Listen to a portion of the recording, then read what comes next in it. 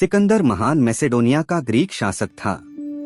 उसका जन्म 20 जुलाई 356 ईसा पूर्व पेलमेस्डॉन यूनान में हुआ था। वह अलेक्जेंडर तृतीय तथा अलेक्जेंडर मैसेडोनियन नाम से भी जाना जाता है। इतिहास में वह सबसे कुशल और यशस्वी सेनापति माना गया है। अपनी मृत्यु तक वह उस तमाम भूमि को जीत चुका था जिसकी जानकारी प्राचीन ग्रीक लोगों को थी। इसीलिए उसे विश्व विजेता भी कहा जाता है और उसके नाम के साथ महान या दी ग्रेट भी लगाया जाता है। सिकंदर अलेक्जेंडर दी ग्रेट के पिता का नाम फिलिप था और माता का नाम ओलंपियाज था। अलेक्जेंडर की एक बहन भी थी। इन दोनों की परवरिश पेला के शाही दरबार में हुई थी। 12 वर्ष की उम्र में सिकंदर ने घुड़सवारी बहुत अच्छे से सीख ली थी। अलेक्जेंडर ने अपने पिता द्वारा मैकेडोनिया को एक सामान्य राज्य से महान सैन्य शक्ति में बदलते देखा था। अपने पिता की बालकंस में जीत पर जीत दर्ज करते हुए देखते हुए सिकंदर बड़ा हुआ था। 329 ईपू में अपनी पिता की मृत्यु के उपरांत वह सम्राट बना। उस समय उसकी आयु 20 वर्ष थी।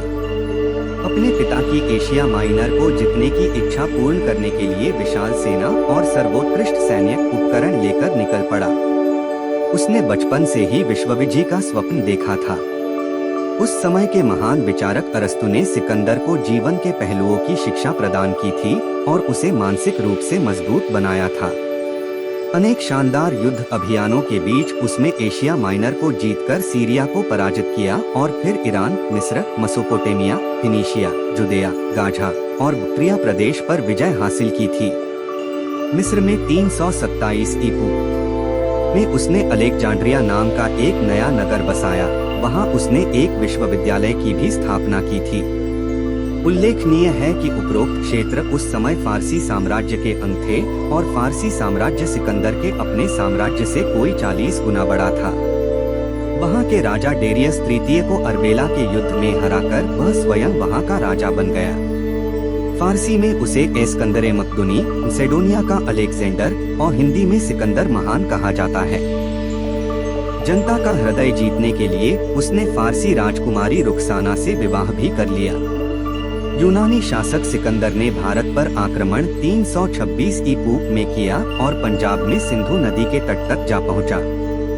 भारत में आक्रमण के समय चाणक्य तक्षशिला में अध्यापक थे। तक्षशिला के राजा आम्भी ने सिकंदर अधीनता स्वीकार कर ली।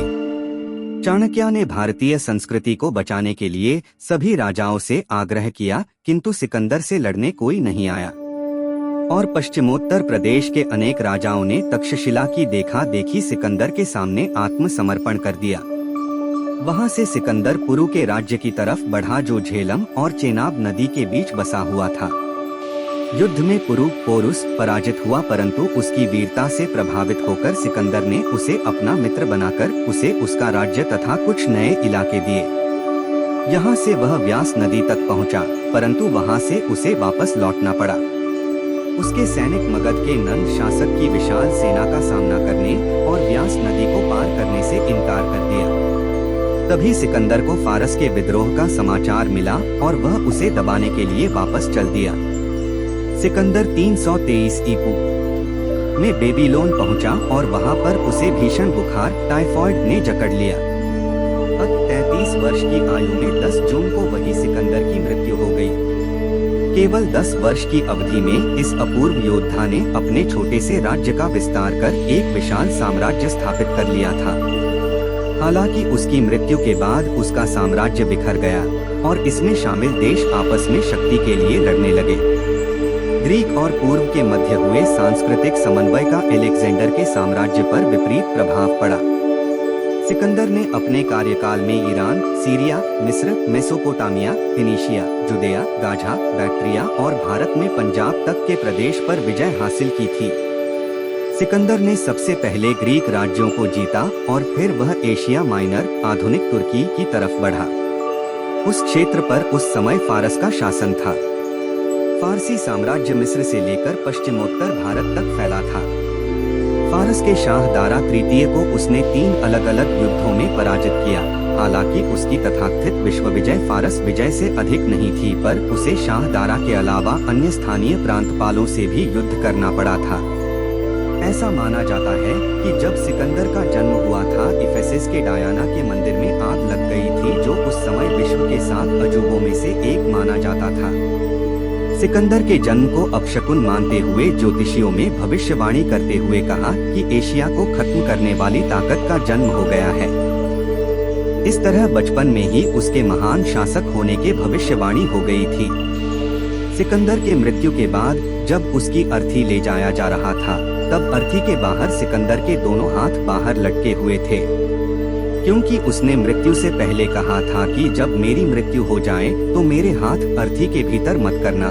सिकंदर चाहता था उसके हाथ अर्थी के बाहर रहें ताकि सारा दुनिया यह देख ले कि उसके हाथ भी खाली हैं। जिसने दुनिया जितनी चाही थी, जिसने अपने हाथ में सब कुछ भर लेना चाहा था, वह हाथ भी खाली हैं, यह दुनिया देख ले।